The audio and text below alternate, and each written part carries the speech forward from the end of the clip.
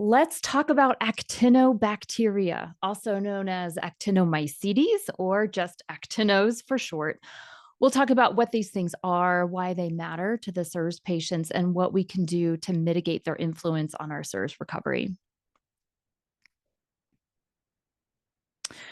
So, we learned about the influence of actinobacteria on SIRS patients when Dr. Richie Shoemaker and Dr. Jimmy Ryan were developing the Genie, which is a blood test that looks at our gene expression. So, not the presence of certain genes like HLA-DR or things like that, or even SNPs, but which genes in our body are currently turned on or upregulated or turned down regulated in SIRS patients that are different than the general population. So we created, or they created, this panel of curious genes that seem to always be different in gene expression that seem to be different in SIRS patients. And one of them had to do with reactivity to actinobacteria. So, as this was studied further, it has been determined that people with SIRS tend to have elevations of certain bacteria in their homes that can either be caused by water damage or started by water damage, and then actually produced by humans from our skin. The shed actinos and their byproducts end up in our environment. We inhale them back in, and it fuels this fire of increased production of pathogenic actinos.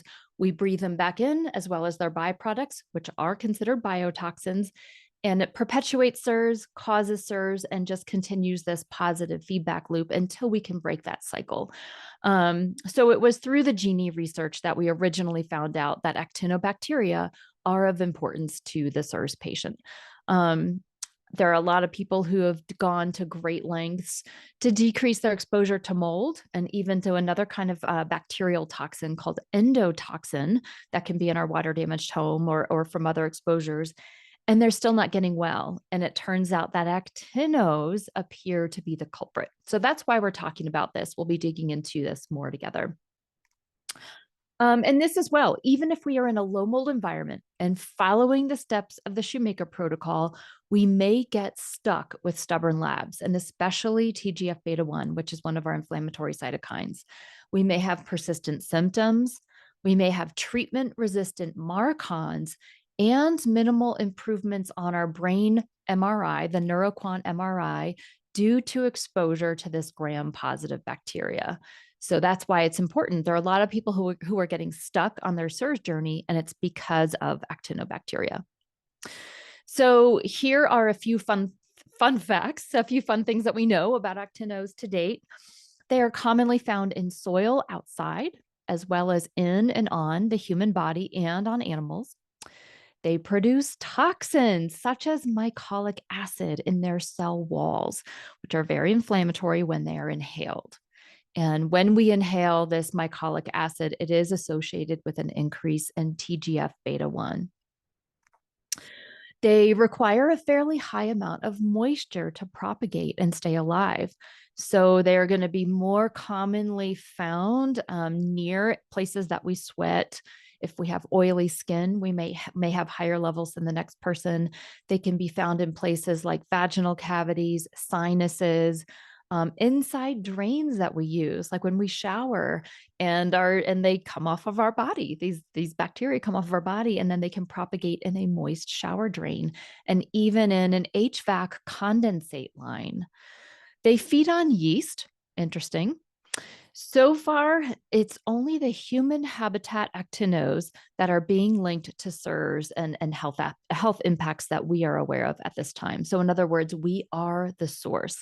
Human habitat means the human body is the source of the actinos, not where we live, but the actinos are coming from our body. So of course, there are pathogenic actinos that can be associated with pets or buildings or soil, things outdoors, but we have not yet seen a correlation between those pathogenic actinos and the SIRS journey. That doesn't mean that we may not find that at some point, but we have not pinpointed that yet. It is the human habitat pathogenic actinos that are correlated with health impacts for SIRS patients. So we mentioned the HVAC condensate line.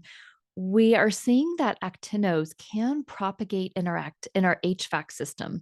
And this is potentially from the ingress of skin flakes from people who walk by low-lying HVAC return vents, and the skin flakes carrying the pathogenic skin actinobacteria from our skin can get sucked into our HVAC system that way and then begin to grow in our HVAC system. So, like trichothecenes, which is a potent mycotoxin produced by toxic black mold, Stachybotrys, and some other species, actinos attack our mitochondrial ribosomes and induce a stress response that some doctors call the cell danger response. And in the Shoemaker community, we call this molecular hypometabolism, the primary pathophysiologic mechanism that is going on in our bodies when we have chronic fatigue, fibromyalgia, AKA SIRS. So, actinos and other health conditions. This is what we know so far. There's more coming out. I'll have to update this video soon, probably. But preliminary research looking at actinos and Parkinson's patients is showing that Parkinson's is mediated by actinomycetes. There's a strong correlation with neurodegeneration, and that removal of actinos from the environment of Parkinson's patients is supporting their successful treatment of this neurodegenerative illness. So Dr. Richie Shoemaker is doing a lot more research in this connection between actinos and Parkinson's disease, but it is looking highly suggestive that we already know that there's a correlation, and we're looking at what that appropriate treatment would look like. Dr. Shoemaker's research has also shown a connection between actino exposure at the time of COVID infection, leading to a much greater likelihood of the development of long COVID. Interesting, huh? So, prevention's sake, if we are mitigating our actino levels on our skin and in our home, we may have a much greater chance of not developing long COVID if we contract acute COVID. So, how do I know if actinos are an issue for me? Let's talk about this. So, if you're not responding to treatment, the Shoemaker Protocol, despite being out of mold and endotoxins, if you've gone that far, and following the Shoemaker Protocol, I would suggest further testing and action. Your doctor and IEP likely would too. If you have not already looked into actinos, this would be a great time to do that. If you have done a Gini test and it shows that you're reacting to actinos, then further action would certainly be warranted here. So interestingly, the Gini test, again, looking at our gene expression, that can change day to day, week to week.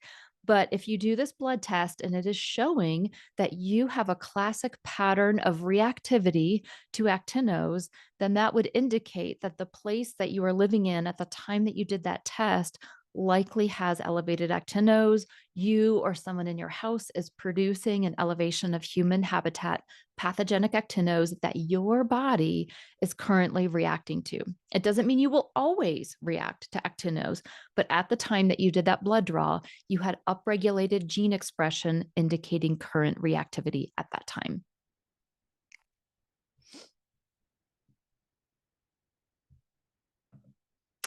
So, what should we do next? So, consider testing your home for elevated actinos.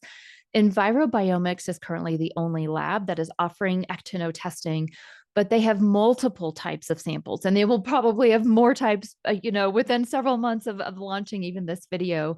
But there's a dust sample that is much like an ERMI or a Hertzme sample or an endotoxin sample, and you collect the dust around elevated surfaces from your home, the same way that you would for the other samples. And when you send it into the lab, you will get two reports that come back. One is called the Actino score report, and one is called the Actino index report. Envirobiomics is constantly evolving the reports, so this may change. But currently, the Actino score that Envirobiomics is using is maybe interesting and valuable, but we have not yet correlated health impacts with the Actino score. So review that with your IEP, review that with your doctor, but don't hang your hat on that, because we're seeing a lot of people decrease their actinoreactivity on their genie, decrease their Actinos scores in other ways, looking at the index report, and improve their symptoms and other labs like TGF beta 1, even when their total Actinos score remains high. So, again, don't hang your hat on that, stay curious. But what we are seeing more clinical relevance with is when we shift over to the Actino index report, and I think it's currently page 3. This may change. There are two charts, two boxes, and one that has the human habitat pathogenic actinos listed out with the raw score, the amount of each of those actinos that showed up. And next to it, there's a chart showing the soil habitat pathogenic actinos, showing the absolute amounts of each one of those. When we look at the first box of human habitat actinos and we scan through all of those species, and then we look at the value to the right of each species, we want each value to be at 10,000 or less. That is indicated with positive health outcomes for the SIRS patient. If you have one or more species in that human habitat chart there that is above 10,000, that might suggest, in addition to maybe the genie, elevated TGF beta 1, persistent symptoms, that might suggest that there's some work to do on your body and in your home that that will explain more in this video and in the associated handout, and that you can also talk with your doctor and your IEP about.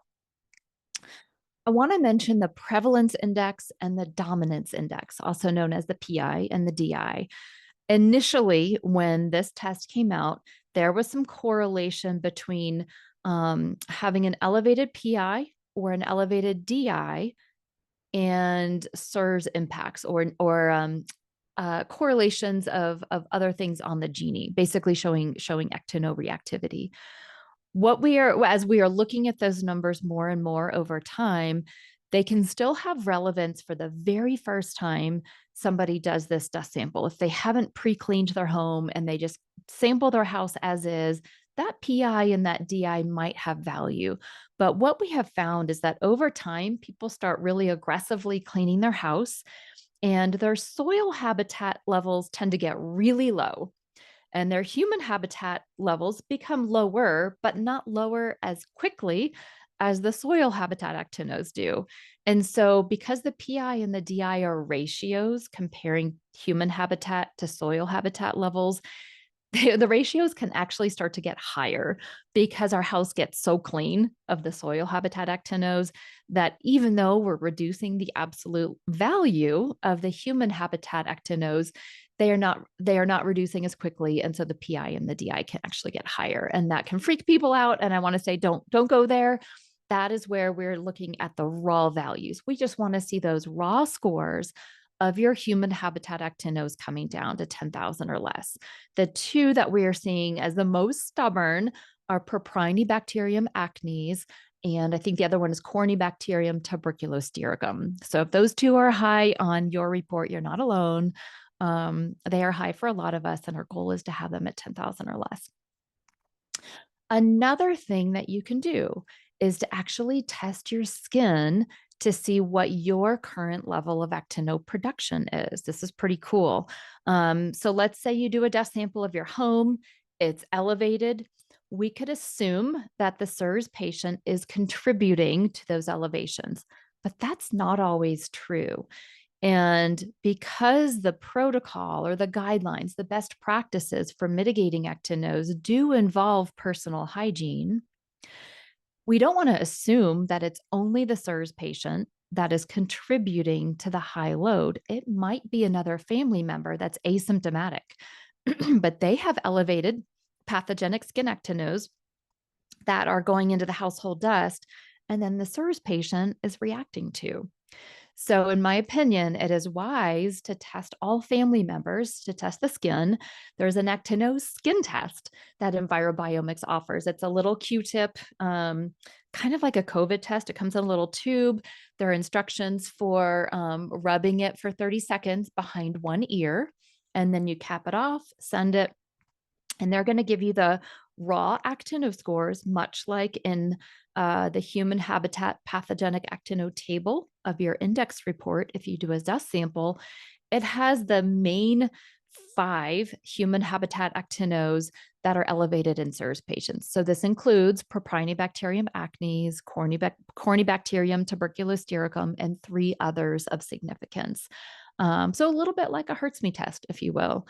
You can elect to do the extended panel that's going to show you all of the human habitat actinos that might show up on your dust sample. You can do an extended skin sample if you want to know about all of those.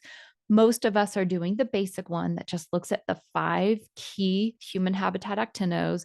And we're going to look at each family member's results. Who has levels that are above 10,000 in any species? Anybody that is contributing to the household load likely needs to go on the protocol, or we call it the guidelines because it's not fully evidence-based yet. Doing the skin test can also be a great way of tracking your progress.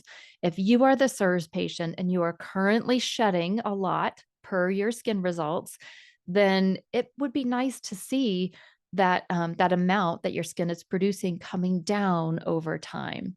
We can also track your environmental levels, but remember that can be influenced by other people who are coming in and out of your home. So if you want to track your own levels as a SIRS patient, you can decide if you want to track just your skin, maybe just your environmental levels in, say, your bedroom, or maybe your whole house, or maybe all of it. So let's see, did we talk about everything on this chart? If someone in the home is reacting to actinos, say the SIRS patient, all family members with elevated skin actinos, any species above 10,000 would need to follow the guidelines. Yes, I think we talked about everything on this slide. Whoops, excuse me there. So let's talk about the goal of the Actino protocol. And I use the word Actino protocol loosely. I think of protocols as being evidence-based.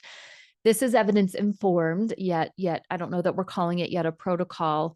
But the best practices for actino mitigation, let's call it that. So the ultimate goal of these practices is that we want to be generating fewer pathogenic actinos over time. So we want our body to be more balanced. We want to be producing less pathogenic skin actinos. This suggests a well-balanced immune system. So we have to ask, well, why are we producing so many? Well, is it the fact that we have SIRS, we have an immune dysregulation to begin with? Probably so. Are there other things that may be playing into that? Probably so. We don't yet know what all of those things are. There are some clinicians saying that gut issues like SIBO seem to be fueling the fire of pathogenic skin actino production. So addressing gut issues can be helpful. I am questioning other things like stress, just nervous system dysregulations. We know that there's a connection between our nervous system and our immune system. And if we are highly stressed, have a dysregulated nervous system, could that also be fueling the fire of actino production of our skin? We're not sure yet. Something that I'm keeping a close watch on. So since inhaling or even acquiring through the skin our own actinos can perpetuate their continued production as well as our illness from them, we want to clean up after ourselves to reduce ongoing exposure. So I hope that makes sense. We produce the actinos inside our body, they come out through our skin, they shed into our dust, and then we breathe them back in addition to their byproducts like mycolic acid. We breathe in the actual actinos and we breathe in the toxic byproducts that they produce. This further dysregulates our immune system, makes us produce more. So it makes sense that if we clean up our own dust a little more, we'll be breathing in fewer of our own actinos. And likewise, since we shed actinos in our clothing, and then we can reabsorb them through our skin. If our dirty clothing is against our skin, that's an issue. So if we are cleaning our laundry and our bedding more frequently, we're going to reabsorb fewer actinos through our skin. So hopefully that makes sense, that that's another area where we can break the cycle. So as we work on these two things, we work on healing our immune system so we're generating fewer actinos, and we're cleaning up our environment behind ourselves as we are still producing some. Over time, those loops start to loop down, the level of production and exposure is going to go down, leading to favorable health changes. All right, so What about the Actino Protocol or the Actino Household Hygiene Guidelines, these best practices I've been talking about? What does this look like? Um, so again, just want to say we're calling these best practices or guidelines, not yet an evidence-based protocol. But what we're seeing is that people who start to focus on their personal hygiene to clean their skin, and then also on environmental cleaning to reduce their exposure, they're seeing about a 50% decrease in their dust score levels of actinos and in their skin levels of actinos about every 2 months. So what this cleaning looks like, usually we start with a small particle cleaning of the whole house. So we may not be getting everything out from closets and cabinets and drawers like we would if we've done a massive mold remediation. If it's just actinos, we want to clean all of the exposed surfaces in our whole house: walls, ceilings, floors, exposed furnishings, knickknacks, all of it. So we want to clean our whole house with an environmental cleaning or a small particle cleaning. If you've just done a mold remediation or an endotoxin remediation and you just did a small particle cleaning, perfect. Now it's time to kind of focus in on actinos. After you do the whole house once, we're still seeing great benefits from shifting to regular cleaning of just the affected bedrooms and bathrooms. And when I say affected, I mean the bedrooms and bathrooms of any household occupants that have skin levels over 10,000 of any species. Okay. So let's say it's just one bedroom and bathroom. Let's say it's the SIRS patient and it's their bedroom and bathroom. So after the deep cleaning of all exposed surfaces, then we would move to once to twice a week of cleaning of just the bedroom and bathroom. We don't have to do the ceilings again, but walls, floors, horizontal surfaces of furnishings, same thing in the bedroom or in the bathroom, walls, floors, countertops. 1 to 2 times a week, we want to vacuum, damp wipe, and dry wipe. When I say vacuum, it's got to be a well-sealed HEPA vacuum. We are seeing some problems with cheaper vacuums, just redistributing the actinos in the vented air. We don't want that. We don't want SIRS patients using their precious energy in a way that's only going to recirculate the problem. So we suggest that you test your vacuum with a particle meter that goes down to 0.3 microns to make sure that the exhausted air is not shooting out much, if anything, at 0.3 microns. Um, if you're not sure, I would skip the step of the vacuuming and just do damp wiping with soap and water, and then dry wiping with a Swiffer cloth to follow. Some people are adding in a little bit of an acid, like 2 tablespoons of vinegar or 2 tablespoons of lemon juice with their soap and water. And I don't think I shared this. It's 1 quart of water, 5 drops of non-concentrated dish soap, and then maybe adding in the acid. There are some IEPs that are recommending that, because when we lower the pH just a little bit, it makes the solution even more effective against bacteria. The interesting thing is that it makes it a little less effective against mold. So only add in the acid, the vinegar, or the lemon juice if you know you're only targeting actinobacteria. So we are going to clean our surfaces 1 or 2 times a week. And if this is really too arduous for you as the SIRS patient, hiring help for this can be super helpful, whether it's a spouse, another family member who can do this for you, or even hiring a cleaning service to come in once or twice a week and focus on maybe the hot areas of the main house, like kitchens and baths, areas that would be really nice to have them clean, and then your bedroom and bathroom. Other things, we are going to launder instead of rewearing our clothing that touches the skin. So you don't have to do this with a vest or a sweater or a shawl, that kind of thing. But anything that's touching your skin after you wear it, we put it in the laundry because we don't want to reabsorb the actinos that we shed into our clothing. We're also going to launder our bedding, towels, bath mats, shower curtains 1 to 2 times a week, and pillowcases. We're seeing great benefits from laundering pillowcases every day. So people are just keeping 7 pillowcases in their nightstand. Every morning you wake up, you take off your pillowcase, put it in the laundry, and you pop on a new one. Once or twice a week, you're going to take off very carefully. You're going to take off all of your bedding, your sheets, maybe a blanket, and put that in the laundry. And then either vacuum your mattress, the top of your mattress, if you have a well sealed HEPA vacuum, or you're going to roll the top of your mattress with a lint roller. Why are we focusing on the mattress so much? Well, we're seeing our beds as a hotspot for actinos, and it makes sense. Some of us are sweaty sleepers and we're rolling around in our bed for 8 hours, and there's a lot of friction in there just rolling over. And again, a little bit of elevated moisture while we're sleeping. And so our sheets and then even the layer behind or underneath our sheets are hotspots for actinos. So we really want to keep that lowered down as much as we reasonably can. Also, we shed a lot of actinos from our hairlines. So think of the circumference of where your hair meets your skin around your head. And behind your ear is actually where we test for actinos when we do the skin test. So behind the ear is actually a hot spot. So the reason why we're changing our pillowcase every day is imagine your hairline and ear on a pillow for 8 hours, rolling from side to side. That's going to be highly loaded with actinos. And so changing that every day is going to give you a big bang for your buck. We want to shower daily if at all possible. And using a soap, if we can tolerate a soap that is known to reduce pathogenic human habitat actinos while sparing the good bacteria. Defense Original Gel body soap is showing to do just this. And so it's made out of tea tree oil and eucalyptus, which target bad bacteria and spare good bacteria.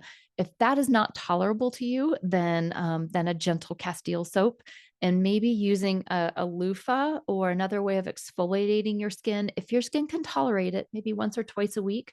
We don't want to disrupt this important barrier to our immune system. So we want to honor our skin and not aggravate it too much. But if your skin seems to be able to handle little exfoliation once or twice a week, that can help to remove some of that outer layer of skin and bacteria. Let's see, what else am I missing here? Oh, yeah, pay attention. We talked about hairlines, behind the ears, the bottoms of our feet. That's a hot spot for Corynebacterium tuberculosericum. So if that one in particular is high, and even if it's not, I'd say make sure you get the bottom of your feet and behind the ears, which we know are hot spots, and any place where you sweat a lot. I adapt air purifiers from Air Oasis are showing great promise in reducing human habitat actinos in our living spaces. So in addition to the laundry and the personal hygiene and the cleaning of surfaces in our bedrooms and bathrooms, running these air purifiers and every day moving it to a different corner in your bedroom, even if you can get a shelf or a ladder and put them up high, those corners matter too. So we want to get high and low, moving to a different corner every 12 to 24 hours. This is showing great promise. And if the noise bothers you, turn it up on high when you're not in the bedroom and then turn it back down on low when you're in the bedroom. Turn it back on high when you leave again. So we talked about cleaning horizontal surfaces of used bedrooms and bathrooms weekly. It would be helpful to temporarily cover or put away porous items in these areas to make regular cleaning easier. So hopefully this makes sense that if we're cleaning everything that's exposed in our bedroom and bathroom regularly, that might mean putting a lot of things away. This is not a great time to have pictures and knickknacks and jewelry and lots of different things exposed. We want to clean and then encase or cover or put away all of those kinds of knickknacks. You're going to keep your makeup in maybe a plastic bin with a lid. You can even launder your clothes or dry clean your clothes and then hang plastic over them, so that they're not reacquiring actinos just from hanging in your closet, wherever that may be in association with your bedroom and bathroom.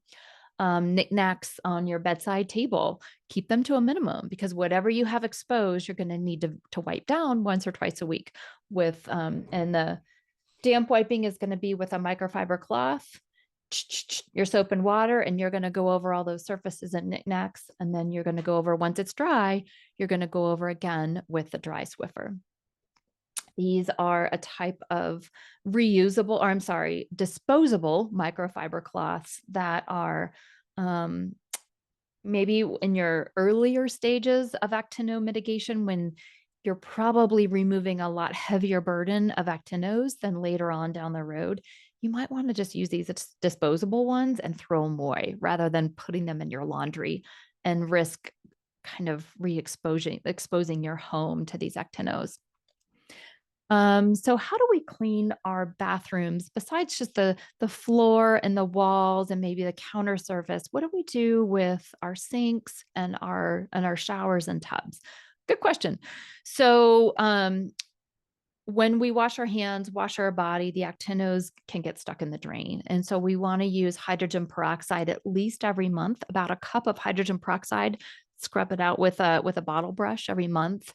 And IEPs currently are just recommending the same solution, the same soap and water, potentially with that acid in there on your shower and tub surfaces.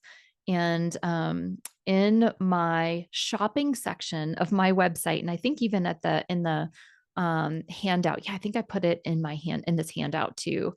There's like a handheld scrub brush, powered scrub brush. It's battery operated, and you can put the soap and water solution on it and just kind of go across your shower, and it scrubs down your shower for you. And then you can just spray it to remove the soap and water. So using that on your shower and then scrubbing out your sinks with the soap and water, pouring the hydrogen peroxide down the drain is the current best practices. Clean your toilets however you normally do. You're going to keep the lid of your toilets closed. That's more for endotoxin mitigation, but keep the lids closed when you flush, and keep your toilet bowl brush well covered and cleaned if you're also trying to mitigate endotoxins. If this is overwhelming, don't worry. I have a really well organized handout that's associated with this video in the handouts and resources section of the online course that you're probably taking if you're listening to this message. Or if you're listening, I'm sorry, if you're listening to this recording. So how long do we do this? I mentioned previously that it's about a 50% improvement that we're seeing every 2 months. So let's say your preliminary dust scores for actinos show that you have a level of Propionibacterium acnes of 60,000. And that's your highest actino. Let's say then you start doing the protocol, you deep clean your whole home, and then you start to zone in on your affected bedroom and bathroom, cleaning every other week, doing your laundry, doing your bedding, running your air purifiers. About 2 months later, we should see your Propionibacterium acnes down to 30,000. Total of 4 months later, we should see that P. acnes level down to 15,000. So maybe 1 month later, a total of 5 months, we should see it at 10,000 or less. So you can kind of, that's a nice gauge to figure out how long do I likely need to do this. Some of us are doing this for a year and we just kind of get into the habit. Some of us are almost there and we do this for a month or two and boom, we're there. The goal is to break the cycle. So if we can bring our levels down to 10,000 or less per species, maybe even stay on the protocol for an extra month or two beyond that. The thought and what we're watching is that we have effectively broken the cycle and that we don't have to continue with the hyper cleaning and hygiene because we have stopped the production, the elevated production, and we've cleaned up our environment enough that the fire is out. And again, we're still learning if this is the right way to look at this. So definitely talk with your doctor and your IEP to see if this is what they're recommending too, but that is our hope. I hope that this was helpful. Thank you very much.